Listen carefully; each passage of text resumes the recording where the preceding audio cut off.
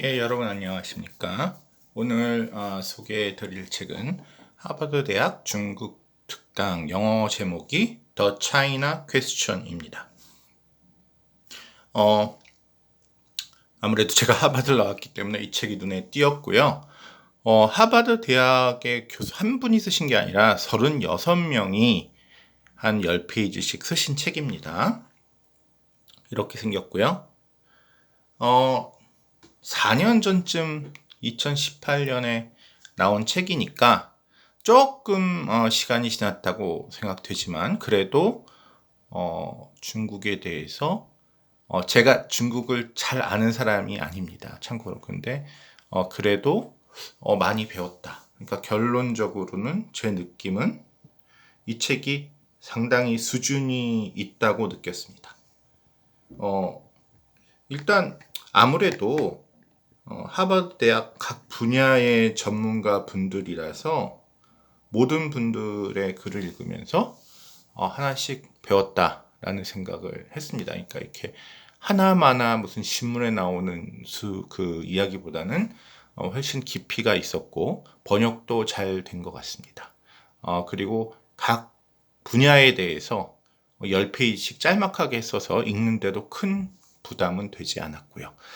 다만 앞쪽은 좀 큰 주제를 정치, 군사, 경제 이렇게 다뤘는데 뒤로 갈수록 중국의 지금 문학 작가들이 어떤 작품을 쓰고 있나, 또 의료 문제 병원들은 얼마나 잘 돼 있나, 유교 사상이 지금 중국에 얼마나 남아 있나, 공해 문제에 대해서 어떻게 대처하고 있나 등등 중요하지 않은 것은 아니지만 어쨌든 제가 여기서 그걸 일일이 소개해 드리기에는 좀 너무 약간 한정된 분야이라서 제가 이제 그런 것들은 좀 빼고 오늘 앞부분에 정치, 경제, 군사 이런 쪽을 중심으로 말씀을 드리려고 하고요.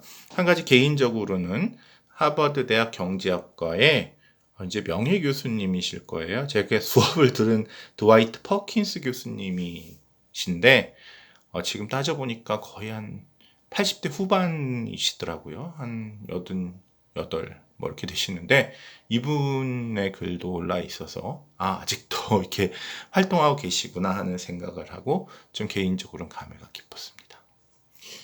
제가 그냥 저는 좀 시진핑이 왜 그러나 이런 생각만 했거든요. 제가 그 중국에 대해서 말씀드리다시피 그렇게 크게 관심이 없었는데 이 책을 읽고 좀 마음이 이해가 간다. 좋은 사람이란 뜻은 아니고요. 근데 이제 결국은 이 트라우마가 있는 것 같다는 생각이 들었습니다. 그럴 것 같다. 이 책이 교수님들 이야기는 항상 논리적이긴 하지만 그게 꼭 그 현실에서 꼭 그렇게 되지는 않죠. 근데 적어도 논리적으로 중국 지도자들은 이런 마음이 있겠구나 하는데 하나는 소련이 이제 멸망한 지 30년이 됐잖아요. 그때 소련도 멸망하고 공산주의도 멸망하고 저도 그때 대학생으로서 엄청난 충격을 먹었는데 같은 공산주의 국가로서 중국 공산당이 정말 큰 충격을 먹었을 거다라는 생각을 이 책에서 이제 얘기를 하고 있습니다. 맞을 것 같아요. 그리고 이게 무슨 젊은 사람, 이제 저도 지금 대학생 때 소련이 붕괴했기 때문에 그게 충격으로 아직도 남아있지만 만약에 이제 1990년 이후에 태어나신 분들은 소련이란 나라를 기억도 못하기 때문에 소련 붕괴에 대해서 신경도 안 쓰겠죠. 그래서 점점 이 소련 붕괴에 대해서 지금 그렇게 오래전 일을 갖고 신경 쓰나라고 하지만 중국의 지도자들은 나이가 거의 80대잖아요. 그 사람은 정말 소련이 정말 한참 때 정말 미국하고 독일의 나치 히틀러를 이기고 이런 강력한 국가에서 하루아침에 멸망하는 것을 봤기 때문에 이분들은 중국 공산당도 하루아침에 망할 수 있다고 생각할 것이다라는 이 책의 이야기가 저는 마음에 확 와닿습니다. 경제학자로서는 대공황 때 은행이 망하는 것을 본 할아버지 할머니들은 다시는 은행에 저금을 안 한다는 거예요. 그러니까 은행이 얼마나 안전합니까? 그렇지만 저는 큰 은행이 망한 것을 본 적은 없거든요. 심지어 IMF 때도 우리나라 은행 정부가 다 살려줬잖아요. 그런데 1929년에 미국의 엄청난 은행들이 다 망한 것을 목격한 그 미국 할아버지 할머니들은 다시는 은행에 넣지 않고 다 집에 자기 그 매트리스 침대 밑에다 현금을 쌓아놨다라는 얘기가 있듯이, 이 중국 지도자들이야말로 정말 소련이 한참 융성해서 미국을 거의 이긴다고 할 때와 그러다 하루아침에 멸망한 것을 보았으니, 얼마나 지금도 중국이 아무리 잘 살아봤자 우리는 하루아침에 망할 수 있다, 소련처럼, 이런 생각을 충분히 하고 있을 것 같다라는 생각을 제게 주었습니다. 그리고 또 하나는 우리가 번영하는 거는 중국인데요. 중국이 잘 되는 것과 중국 공산당이 잘 되는 것은 다를 수 있다는 거죠. 마치 북한이 잘 살게 되고 북한 사람들이 막 세계 여행을 다니고 돈을 많이 벌면 김정은은 오히려 정권이 불안해지는 것처럼, 중국이 잘 되는 것이 꼭 중국 공산당이 잘 되는가 라고 생각하지 않을 수도 있다라는 거죠. 이건 시진핑이 한 얘기랍니다. 소련이 왜 해체됐는가? 소련 공산당이 왜 붕괴했는가? 가장 큰 이유는 이념과 신념이 흔들렸기 때문이다. 즉, 소련이 군사력이 약해지고 경제가 약해지고 그래서가 아니라 소련 사람들이 공산주의 사상에 대한 이념과 신념이 흔들려서 망했다라는 거죠. 그러니까 그 시진핑 이전에 후진타오나 이런 그 덩샤오핑이나 이런 사람들을 보면, 이런 너무 사상에 얽매이지 말고 경제를 발전시키자. 그래서 중국 경제가 놀랍게 성장을 했죠. 근데 제가 이제 제 해석이지만, 사람들이 잘 살게 되면 이게 내가 열심히 일해서 잘 산 거지, 정부, 중국 공산당이 나를 뭘 도와줬나, 이런 생각을 할 수밖에 없지 않을까요? 그러니까 사실은 사람들이 잘 살고 자기 능력에 따라서 잘 되면, 내가 이렇게 오늘 밥 먹고 사는 게 내 능력 탓이지, 중국 공산당은 별로 기여한 것도 없고, 좀 더 나가서 내가 더 돈을 벌 수 있는데 공산당이 자꾸 내 뒷다리를 잡는다 라고 생각할 수도 있겠죠. 그래서 공산당은 고민이 있을 것 같습니다. 그 경제 발전이 오히려 공산당에게 유리한 것이냐. 그 중국 공산당은 또 정당성이 사실상 부족하잖아요. 왜냐하면 민주적인 투표에 된 것도 아니고, 옛날에 중국 황제처럼 하늘이 내리신 우리 조상님에 의해서 이 황제가 내가 아들이기 때문에 이렇게 이어져 내려온다 라는 것도 아니고, 지금 어떻게 보면 북한은 그것을 따르고 있죠. 그러니까 이 공산주의가, 소련도 멸망하고 많은 국가가 멸망하면서 왜 우리나라는 아직도 공산당이 지배하는가라는 거에 대한 정당성을 주는 것이 상당히 어려워졌는데, 북한은 다시 왕조 체제로 좀 돌아가서, 지금 임금님의 아들인데 얘를 안 섬겨? 이제 이런 식이 됐고, 중국은 그렇게 못하니까 도대체 우리 중국 공산당이 중국을 지배하는 것을 어떻게, 투표도 하지 않고 그냥 지배하는 것을 어떻게 정당화할 건가? 그렇다고 지금 그 주식회사처럼 돈을 내서 산 것도 아니잖아요.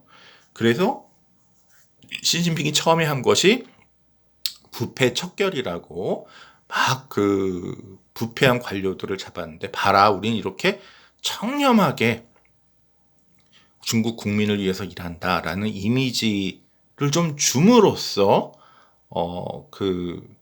중국을 지배하는 정당성을 얻고자 한 것이 아닌가. 이제 여기서 또 하나는, 중국 공산당이 여러분 잘 살게 하지 않냐. 그러니까 박정희 대통령은 이제 내가 경제를 발전시키지 않았냐라고 하는데, 그것도 뒤에 말씀드리겠지만 문제죠. 왜냐하면 그렇구나, 중국 공산당이 잘해서, 우리 박정희 대통령이 잘해서 우리가 이렇게 경제가 발전하는구나. 그러다 박정희 대통령이 암살당한 그 실권하는 데는, 그럼 경제가 갑자기 계속 발전할 수가 없잖아요. 어느 순간 경제 발전이 멈추면, 대통령을 지금 우리가 존경하는 이유가 경제 발전인데, 경제 발전을 안 하면 이건 대통령이 일 잘못하는 거네, 이렇게 되는 측면이 있는 거죠. 그래서 중국 공산당은 그동안 우리가 경제 발전시킨다라고 해서 조금 자기네 정당성을 얻었지만 가만히 생각해 보니까 시진핑이 이걸로 나가다가 이제 경제가 더 이상 발전하지 않으면 오히려 공산당의 위기가 오겠다. 이렇게 생각해서 지금 약간 경제 성장보단 이념 쪽으로 가는 것이 아닌가. 또 하나는 그 결과 마오쩌둥이라고 중국을 공산화시킨 그 모택동이라고도 하죠. 마오쩌둥이 지배하던 시기에는 공산주의가 확실하게 이루어졌지만 뭐가 문제였습니까? 경제가 아주 안 좋아서 정말 사람들이 다 가난하고 그래서 사실은 그 이후에 덩샤오핑이나 뭐 후진타오 이런 사람들이 마오쩌둥 시대를 비판하고 경제 성장을 시작해서 연 10%의 경제 성장을 이루었는데 앞에서 말씀드렸듯이 이렇게 경제 성장으로 정권의 정당성을 하다가는 소련처럼 어느 순간 경제 성장이 멈추는 순간 멸망할 수 있다. 그러니까 시진핑하고 중국 공산당은 여태까지 실패한 케이스를 열심히 공부하는 것 같아요. 그래서 시진핑의 결론은 마오쩌둥 시대에 우리가 못 살았다고 그래서 억압받았다고 그래서 자유가 없었다고 그래서 그걸 비판을 하는 건 오히려 위험하다. 그래서 다시 마오쩌둥을 재평가하고 찬양하는 그런 기조를 보이고 있다고 그러고요. 마오쩌둥 시대에는 사람들이 못 살아도 그래도 공산주의. 그러니까 이 잘 살고 못 사는 것이 잘 살면 공산주의가 좋고 못 살면 공산주의가 안 좋다. 이게 위험하다는 거죠. 마오쩌둥 시대 못 살았는데도 사람들이 공산주의를 좋아했는데 그쪽으로 가고 그러기 위해서는 마오쩌둥이 개인적인 매력으로 카리스마로 종신 지도자를 했는데 시진핑도 내가 시진핑 할아버지라는 이미지로 중국 인민들의 인기를 얻고 카리스마로 해서 이 공산당 정권을 어떤 약간 개인 숭배 비슷하게 해서 유지해 나가는 것이 좋겠다라고 판단했을 수도 있다라는 내용이 나오고요. 근데 당연히 이렇게 되면 마오쩌둥이 죽고서는 엄청난 권력 투쟁이 있었고 그때 중국이 되게 어지러웠거든요. 망하진 않았지만. 시진핑이 이렇게 1인 숭배로 가다가 시진핑도 지금 나이가 있는데 뭐 오래 살아봐야 뭐 10년, 20년을 살겠습니까? 그럼 시진핑이 물러난 다음에는 어떻게 될 건가? 라는 것을 걱정할 수밖에 없겠죠. 중국도 참 저도 이거 중국의 소수민족이 1억 1200만이라고 합니다. 뭐 4년적 통계지만 이것도 상당히 불안한 이야기죠. 1억 1200만이면 일본 인구보다 조금 적은 거예요. 그러니까 중국 안에 일본이 들어있는 거라고 볼 수 있죠.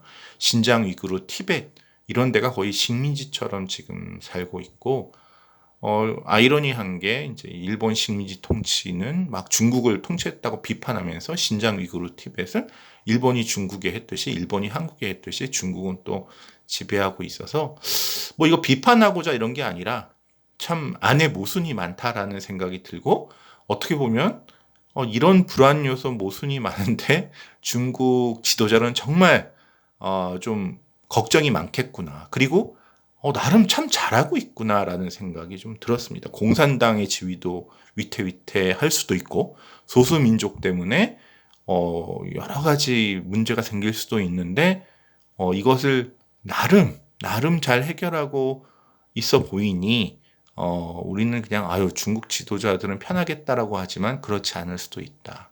또 정권 붕괴는 내부에서 일어난다. 그러니까 중국 역사 마오쩌둥이나 중국 지도자들은 중국 역사 공부를 열심히 하는데 중국 역사에서 일반 평민이나 그러니까 관료가 아닌 일반 평민이나 외적에 의해서 황제가 죽은 건 거의 없고요. 한마디로 구테타, 자기 부하. 그러니까 박정희 대통령도 결국은 자기의 중앙정보부장한테 죽었잖아요. 그런 것처럼 대부분의 중국 황제가 이제 중국 황제 중에 통계가 나오는데 50%는 그냥 평화롭게 병으로 죽었는데 그 50% 되는 사람이 병으로 죽지 않고 그러니까 죽임을 당한 거예요. 죽임을 당했는데 그 50%의 사람 중에 대부분이 자기 부하에게 죽었다는 거죠. 그래서 중국 공산주의를 무너뜨릴 수 있는 건 아마 중국 공산당 당원 중에 한 명일 거다라는 즉 정부 엘리트만이 정부를 무너뜨릴 수 있다라는 거고요. 그래서 이 부정부패가 있으면 공산당이 국민의 신망을 잃을까봐 부정부패를 척결하지만, 그러면 부정부패하는 사람 누구겠습니까? 엘리트들이죠. 이 사람들이 이렇게 숙청을 당하면 쿠데타라도 2판 4판인데 쿠데타라도 한번 해야겠다 이렇게 생각할 수도 있고, 또 이게 성공한다고 그래도 그렇게 깨끗이 만들면, 아니 공산당원이 됐는데 어렵게 부정부패 아니면 돈을 벌 수 있겠어요? 그러니까 아니 돈도 못 버는데 내가 뭐하러 이렇게 노력해서 공산당원이 그냥 차라리 사업하는 게 낫겠다 라고 해서 공산당이 약해질 수도 있고, 이런 딜레마를 중국 정부가 안고 있을 것 같다라는 거고요. 또 시진핑의 이제 후계자 문제인데, 마오쩌둥도 후계자들이 말썽을 부려갖고 했는데 능력이 있는 사람을 했더니 이 사람이 마오쩌둥을 빨리 죽이고 자기가 중국을 지배하기 위해서 쿠데타를 일으키기도 했고, 또 충성파를 했더니 그 사람은 너무 능력이 없기도 하고, 그래서 시진핑도 과연 어떤 사람을 후계자로 할까 고민하고 있을 것이다 라는 이야기가 나옵니다. 그렇죠. 미국, 하버드도 미국에 있으니까 미국 사람들은 정말 중국을 싫어하거든요. 예, 그런 사람들이 우리나라도 많고 다 많죠. 근데 그래서 좀 중국에서 비판적으로 하지만, 그런 것이 아니더라도 저는 일리가 있다고 느꼈습니다. 시진핑 머릿속이 지금 이렇게 복잡하겠구나. 그래서 우리가 보기엔, 왜 좀 경제적으로 개방하고 잘 살지라고 경제학자가 생각하지만, 그러지 못하고 저렇게 이상한 행동을 하고 하는 것이 이유가 있겠구나라는 생각도 합니다. 코로나 봉쇄도 좀 저는 이해가 안 가고 그랬는데, 그 다음에 경제 발전을 자기가 조금 막은 측면이 있거든요. 그렇지만 이 이야기를 들어보면 시진핑이 그렇게 생각하는 것이 충분히 가능했다는 생각이 들고요. 중국이 국제적 리더가 되기는 조금 요원한 것 같습니다. 중국은 중국이 최고다. 중국은 참 착한데 주변 나라가 그걸 몰라준다라는 사상이 있어서 내부적으로 결속을 하는 거죠. 예. 우리나라나 미국은 이런 자유세상 그렇지 않죠. 우리는 절대적으로, 한국 사람은 절대적으로 착하고, 외국 사람은 절대적으로 못되고, 세상이 이제 개방될수록 그런 생각은 안 하는데, 중국은 이제 그런 사상의 기반으로 중국 공산당이 지배를 하고 있기 때문에, 근데 그런 사상이 있으면 누가 그 나라를 좋아하겠습니까? 중국이 최고고 너희는 우리보다 못한 애들이야 라고 하는 중국을 따라서 갈 나라가 많지 않겠죠. 그리고 이제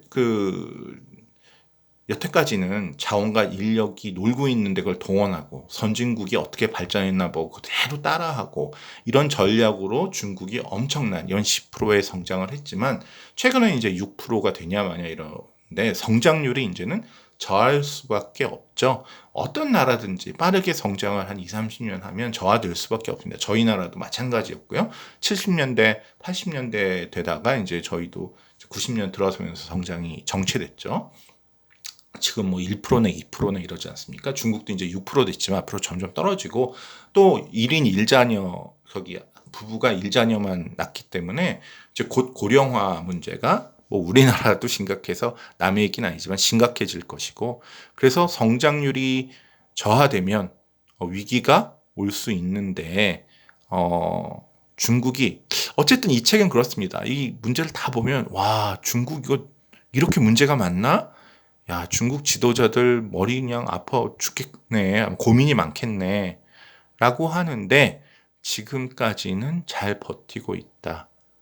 그렇지만 이제 저도 이 책을 읽으면서 시진핑이 이제 마지막으로 개인 독재 같은 것을 해서 이 주민들을 막으려고 하지만, 어떻게 보면은 이제 모든 성장을, 그러니까 이게 1위는 아니고 이건 중국 공산당이죠. 중국 공산당이 이제 여태까지는 성장을 하면서도 공산당의 지위를 잘 유지했지만, 그리고 시진핑이 이제 와서 우리는 공산당의 인문 잘 살게 하는 게 아니다라고 얘기는 하긴 하지만, 사실 10% 성장하던 경제가 6% 떨어지고 더 떨어지고 하면 분명히 공산당 정권의 위기가 올 거고, 시진핑이 그거를 개인적인 숭배나 이런 것으로 시진핑 할아버지가 이렇게 하는데 우리가 따라야지라고 가겠지만, 시진핑이 10년, 20년 후에 죽으면 그 혼란을 또 어떻게 막을 수가 있을까?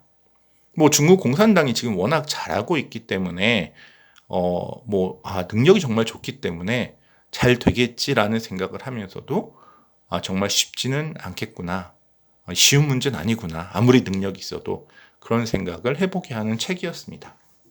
그 외에도 정말 36가지 주제, 제가 지금 한 10가지도 말씀 못 드렸는데요. 에 대해서 관심 있으신 분은 이 책을 한번 읽어보시면 좋을 것 같습니다. 예, 정말 다 알고 쓴 내용이다. 책이 모르고 쓴 책도 많거든요. 자기도 모르는데 쓴. 근데 이 책은 정말 모든 분들이 알고 쓴 책이다라는 것은 확실합니다. 감사합니다.